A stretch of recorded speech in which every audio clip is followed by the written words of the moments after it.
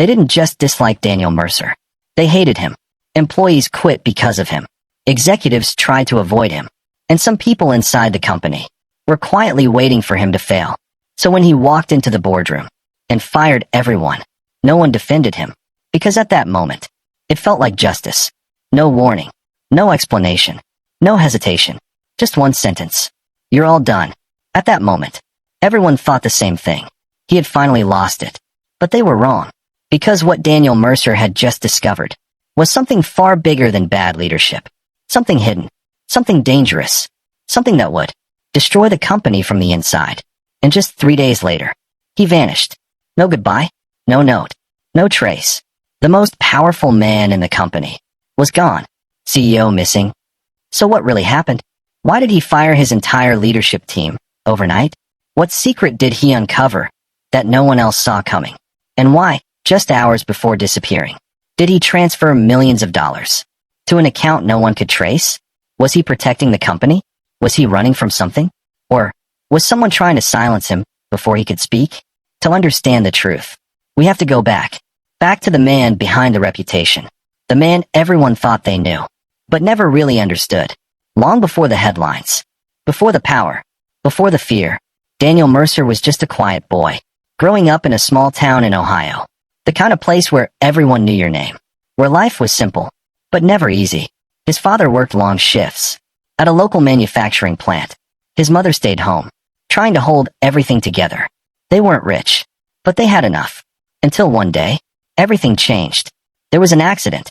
Inside the factory, a machine malfunctioned, and Daniel's father never came home.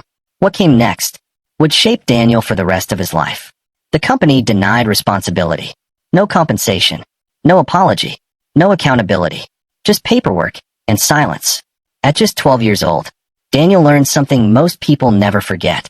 That the people in power don't always play fair.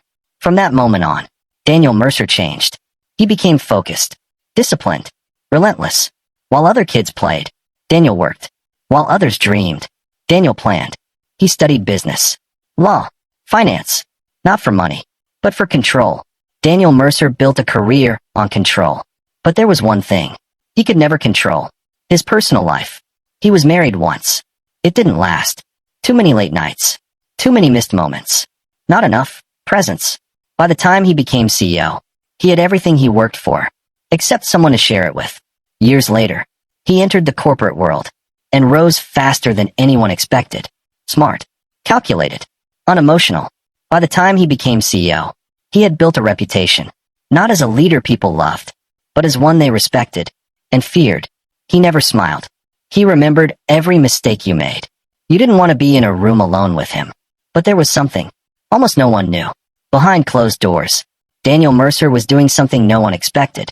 He was quietly paying medical bills for employees in need, covering tuition for their children, helping families without ever taking credit. He didn't want recognition. He didn't want praise. Because of him, kindness wasn't something you performed. It was something you did in silence. So which one was the real Daniel Mercer? The cold, ruthless CEO? Or the man secretly helping everyone around him? Because soon, that question wouldn't matter anymore. Because one night, while reviewing documents no one else bothered to check, Daniel Mercer found something. Something small at first. A number that didn't add up. A transaction that didn't make sense. And as he kept digging, that small mistake turned into something much bigger. Something hidden. Something deliberate. Something dangerous. And that's when everything began to unravel. Most people would have ignored it, rounded it off, moved on. But Daniel Mercer wasn't most people. He checked it again, and then again. Same result. So he did what he always did. He dug deeper. What he found next wasn't a mistake. It was a pattern. Money moving between departments, without explanation. Invoices approved without verification. Vendors that didn't exist. At first glance, everything looked normal. But Daniel wasn't looking at the surface. He was looking underneath. And underneath, something was very wrong.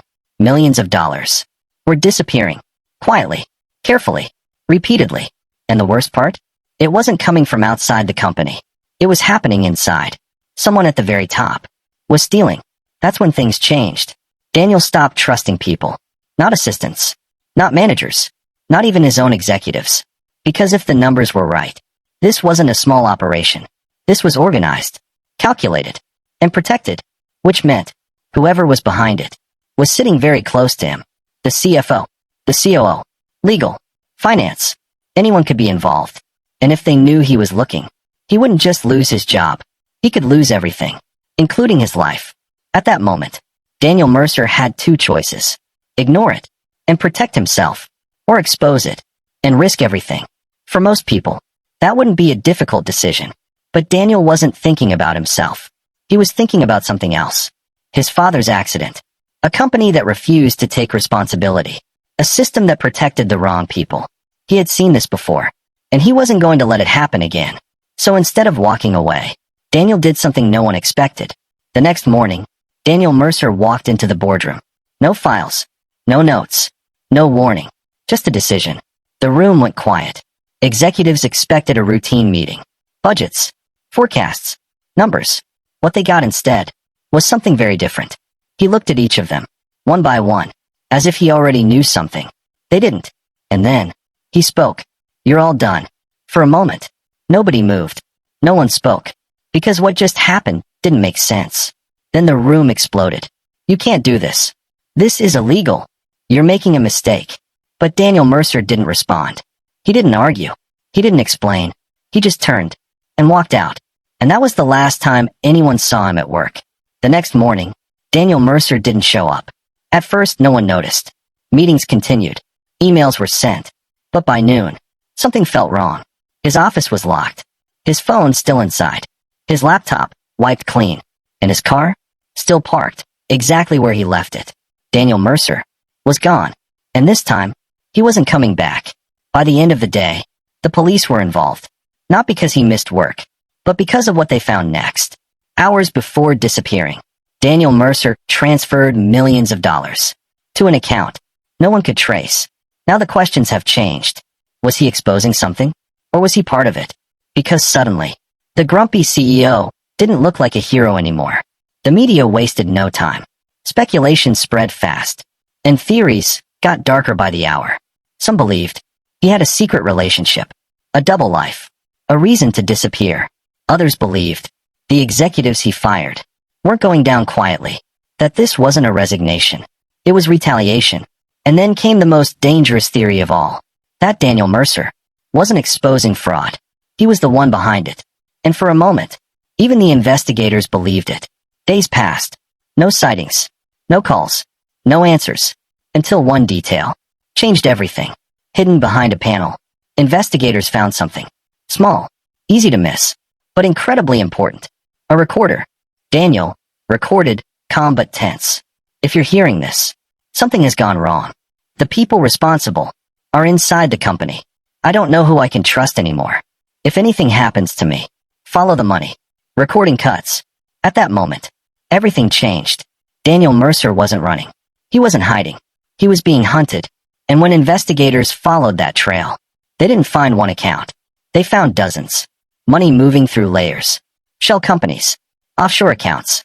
Each transfer designed to disappear. But someone made a mistake. A small one. The kind only someone like Daniel would notice. One transaction didn't fully vanish.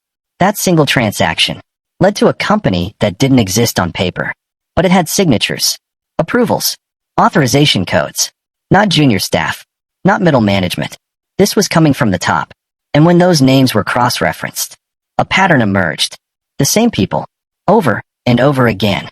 The executives Daniel fired weren't just involved. They were connected. At this point, the case seemed simple. Executives steal money. The CEO discovers it. The CEO disappears. But something didn't fit.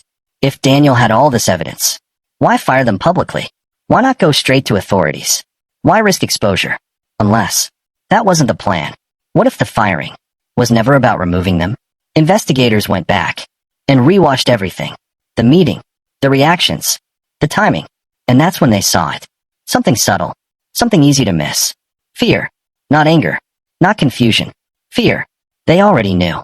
Which meant Daniel wasn't exposing them. He was forcing them to act. By firing them publicly, Daniel did something dangerous. He cornered them. Cut off their access. Their power. Their protection.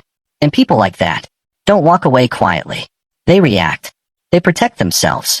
They eliminate threats. And Daniel Mercer had just made himself the biggest threat of all. So the question wasn't just, where is Daniel Mercer?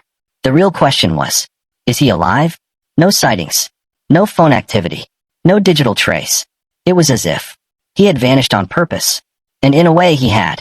2 weeks later, the case took a sudden turn. Not from a clue. Not from a witness. But from an appearance no one expected. Daniel Mercer walked in. Alive. Calm. Unshaken. He wasn't missing. He wasn't running. He was protected. And he had been the entire time. As investigators dug deeper, they found something unexpected. Daniel Mercer wasn't entirely clean. Some of the accounts he tracked, he accessed it without authorization. Private records. Confidential data. Technically, what he did was illegal. Everything Daniel Mercer did was part of a plan. A dangerous one, but necessary. He had been working with federal investigators. Quietly. Carefully. For months. Building a case. Collecting evidence. Recording conversations. Tracking transactions. But there was a problem. The moment he reported it, the investigation would leak. The people involved were too powerful, too connected, too protected. So Daniel did something risky. He forced their hand. By firing them publicly, he created pressure, panic, movement. And when people panic, they make mistakes. They move money. They contact partners. They expose themselves. And that's exactly what Daniel needed. Proof. Not suspicion. Evidence. But to pull it off, he had to disappear. Within days, what most people didn't know was that Daniel had already been warned. Stop digging, or you'll regret it. He ignored it. Because this time, walking away wasn't an option. The entire network collapsed. Executives were arrested. Accounts were frozen. Charges were filed. What started as a few missing numbers turned into one of the largest corporate fraud cases in company history. Billions recovered. The company saved. And the man who stopped it all walked away. After the trial, Daniel Mercer resigned. No press conference. No interviews. No recognition. Just a quiet exit. For years, they thought he was cold, difficult, unfair. But now, they understood. He wasn't trying to be liked. He was trying to protect them. And he did. At a cost no one ever saw. Because the truth is, Daniel Mercer didn't trust the system. Not after what happened to his father. So when the system failed again, he didn't wait for it to fix itself. He forced it to. Sometimes, the people we misunderstand the most are the ones carrying the heaviest burdens. The ones making the hardest decisions. The ones willing to be hated. To do what's right. So the question is, if you worked for Daniel Mercer, would you have feared him? Or trusted him? Let me know what you think in the comments. Was he a hero? Or just a difficult boss? And if you think this story was shocking, wait until you hear what happened in the next one. Subscribe for more real stories.